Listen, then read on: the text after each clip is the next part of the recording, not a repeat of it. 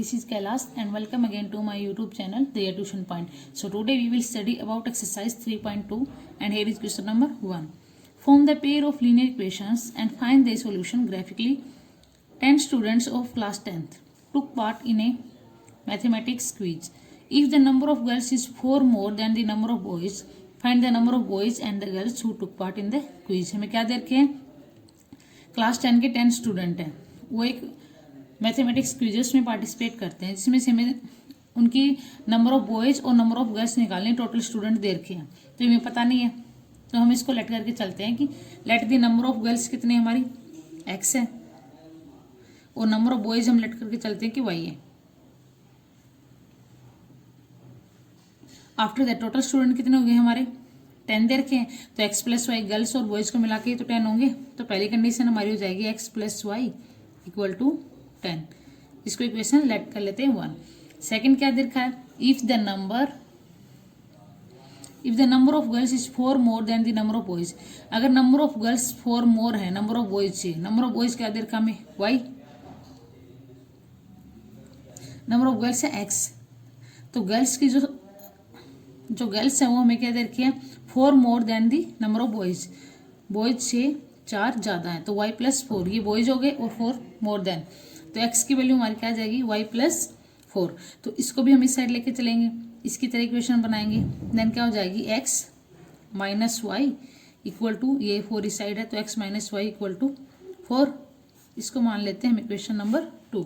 अब हमारे पास दोनों इक्वेशन है, दोनों इक्वेशन से हम x और y की वैल्यू फाइंड आउट करेंगे और इसमें हमें क्या देखा, ग्राफिकली भी हमें इसको लीनियर इक्वेशन बनाने के बाद ग्राफिकली सॉल्यूशन को शो करना है, नहीं तो हम डायरेक्ट भी इसकी वैल्यू निकाल सकते हैं कि एलिमिनेशन मेथड से x और y को एक को एलिमिनेट कर दिया और दूसरे की वैल्यू फाइंड आउट कर सकते हैं।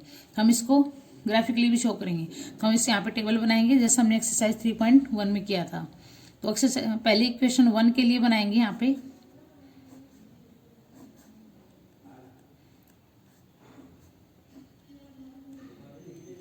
ये हमारी equation x plus y equal to 10। तो x की वैल्यू हम क्या लें, अगर हम x की वैल्यू 5 लेके चलते हैं तो y की वैल्यू भी 5 हो जाएगी, 5 प्लस 5 10, और अगर हम x की वैल्यू 3 लेके चलते हैं तो y की वैल्यू क्या हो जाएगी 7 हो जाएगी, तो 7 प्लस 3 10। तो इस इक्वेशन की हमारी टेबल क्या आ गई, ये आ गई। सेम हम ऐसे ही इक्वेशन नंबर 2 की टेबल बनाएंगे जो हो जाएगी हमारी ये, इसमें क्या दे रखा हमें x minus y equal to 4।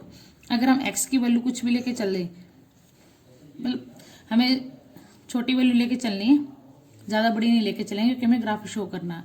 अगर हम x की वैल्यू 4 लेके चलते हैं तो y की वैल्यू क्या आ जाएगी 4 माइनस इसकी 4 लेंगे, ये उस साइड जाएगा तो y की वैल्यू क्या हो जाएगी 0।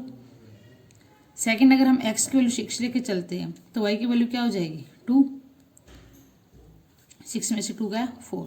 तो इन दोनों के लिए हमारी क्या होगी, टेबल रेडी होगी। अब हम इस पे ग्राफ ड्रॉ करेंगे इन दोनों इक्वेशन से। सो ये हमने एक ग्राफ बनाया, यहाँ पे एक्स एक्सिस और वाई एक्सिस है हमारे पास। अब हम इस पे इस टेबल को ड्रॉ करेंगे। एक्स की मैक्सिमम वैल्यू 6 तो हमने 6 तक बना लिया, और वाई की मैक्सिमम वैल्यू है 7 तक, तो हमने 7 तक ले लिया। अब इस पॉइंट को इस पे ड्रॉ कर देंगे। फर्स्ट इक्वेशन के अकॉर्डिंग क्या हमारा एक्स और वाई की वैल्यू क्या है 5 और 5, एक्स की वैल्यू 5 यहाँ पे है और वाई की वैल्यू यहाँ पे है, तो ये हमारा हो जाएगा ये वाला, ये पॉइंट हमारा हो जाएगा यहाँ पे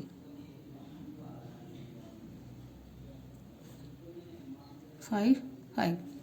सेकेंड हमारा पॉइंट क्या है, x की वैल्यू 3 यहाँ पे, y की वैल्यू 7 यहाँ पे, 3 और ये 7, ये पॉइंट हमारा हो जाएगा यहाँ पे। पहले x की वैल्यू लिखते हैं हम 3, आफ्टर दैट y की 7। तो एक ये हमारी लाइन कैसे हो जाएगी, इसको हम ज्वाइन कर देते हैं। ये हमारी फर्स्ट इक्वेशन की लाइन होगी। अब हम सेकंड बनाते हैं, x की वैल्यू है 4, y की वैल्यू 0, देन पॉइंट हो जाएगा x की वैल्यू 4, y की वैल्यू इस पे 0 हो जाएगी, ये पॉइंट हो जाएगा हमारा 4 और 0। और सेकंड है x की वैल्यू 6 और y की वैल्यू 2, ये हो जाएगा हमारा यहाँ पे।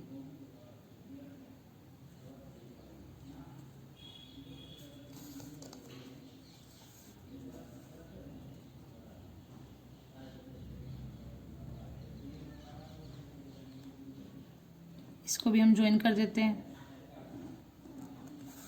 ये हमारी सेकंड इक्वेशन होगी। ये यहाँ पे हमारा पॉइंट है, एक्स की वैल्यू 6 है और वाई की वैल्यू 2 है इस पॉइंट पे। अब हमारे पास दोनों क्या आ गई, दोनों लाइन की इक्वेशन हो गई। ये हमारी थी x plus y equal to 10 और ये थी हमारे पास x minus y equal to 4।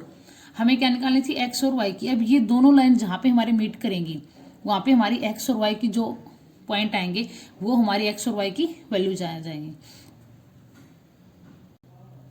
अब इन दोनों को मीट करवाते हैं, कहाँ पे मीट करते हैं, तो इसको थोड़ा आगे एक्सटेंड करेंगे हम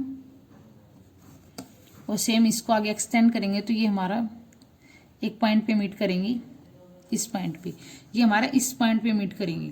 तो यहाँ पे हमारी y की वैल्यू क्या आ रही है 3 और यहाँ पे x की वैल्यू क्या आ जाएगी, यहाँ पे 6 है तो यहाँ पे ये हमारा हो जाएगा 7। तो यहाँ पे x का पॉइंट हमारा क्या है 7 और y का पॉइंट क्या आ रहा है 3। तो ये जो हमारी 7 और 3 जहाँ पे ये लाइन आगे एक्सटेंड होके मिल रही है वही हमारा आंसर हो जाएगा। जो यहाँ पे हमारी x की वैल्यू 7 और y की वैल्यू 3 और x हम किसको लेके चले थे, नंबर ऑफ गर्ल्स को।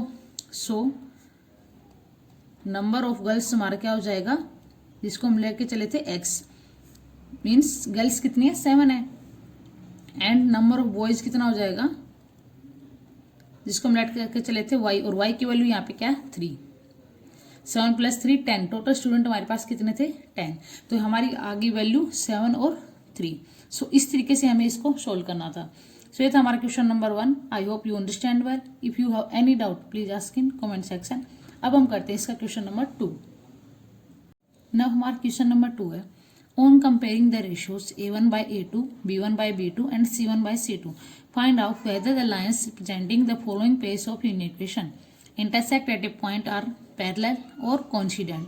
हमें क्या दे रखे हैं, दो इक्वेशन दे रखे हैं, पेयर ऑफ लीनियर इक्वेशन दे रखा है और इन दोनों इक्वेशन से हमें a1 a2, b1 b2 और c1 c2 को रेशियो को कंपेयर करना और फिर हमें चेक करना है कि लाइन क्या है हमारी, इंटरसेक्ट है, पैरेलल है या कोइंसिडेंट। तो इसके लिए हमारी कुछ कंडीशन होती है, सबसे पहले वो लिख लेते हैं। हमारी कंडीशन होती है, अगर हमारा a1 by a2 is not equal to b1 by b2 आएगा तो वो हमारी लाइन क्या होगी, इंटरसेक्टिंग लाइन। ये हमें कंडीशन पता होनी चाहिए क्योंकि इसी बेस पे हमारी पूरी एक्सरसाइज है, इंटरसेक्टिंग लाइन्स। सेकेंड कंडीशन होती है हमारी a1 by a2 equal to b1 by b2 equal to c1 by c2। अगर तीनों ही हमारे इक्वल होंगे तो वो हमारी कंडीशन क्या हो जाएगी, कोइंसिडेंट लाइन।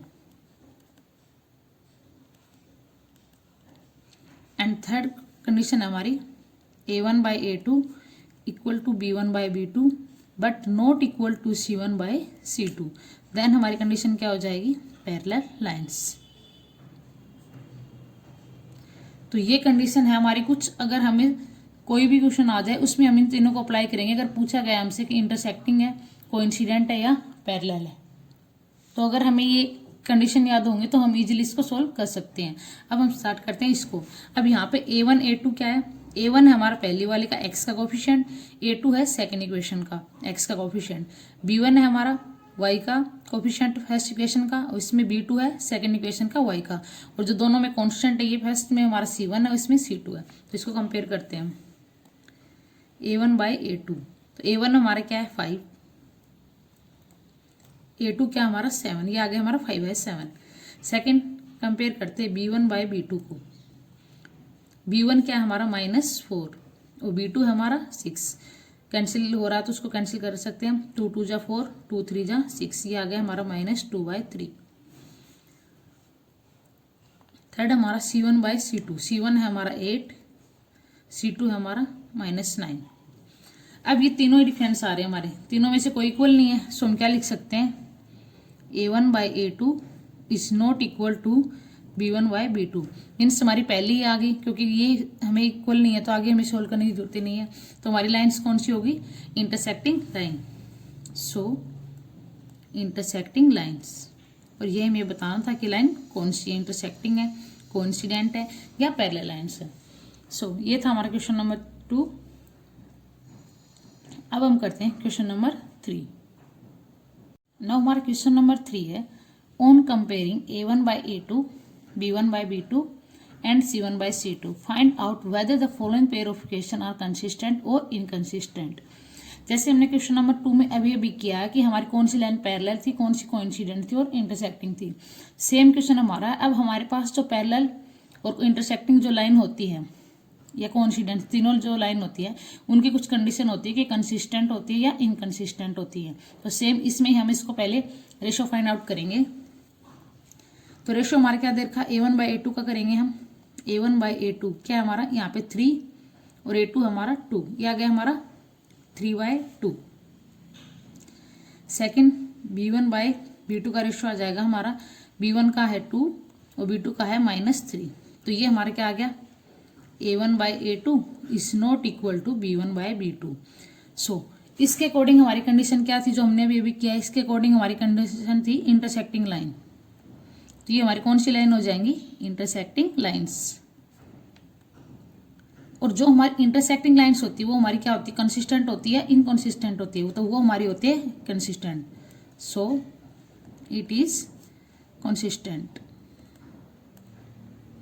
अगर ये हमारी इंटरसेक्टिंग लाइन नहीं होती तो हमारी क्या हो जाती, इनकंसिस्टेंट। और ये हमें बताना था कि कंसिस्टेंट है या इनकंसिस्टेंट। सो ये था हमारा इसका फर्स्ट पार्ट। अब हम करते हैं इसका थर्ड पार्ट।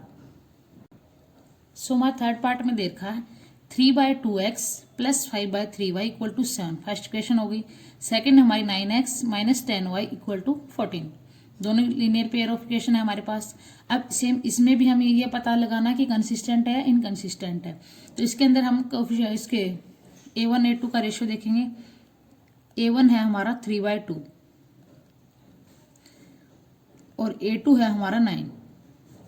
सेम तो A1/A2 हमारा क्या हो जाएगा, A1 3/2 और 9 अपॉन में 9 करेंगे तो हम इसको यहाँ पे भी लिख सकते हैं। अपॉन में मतलब यहाँ पे भी 9 लिख सकते हैं इसको, क्योंकि जो हम इसको 3/2 है इसके अपॉन में तो करेंगे 9 करेंगे, फिर 9 के नीचे अपॉन 1 आएगा और उसको ऊपर लेके जाएंगे तो हम इसको डायरेक्ट लिख सकते हैं।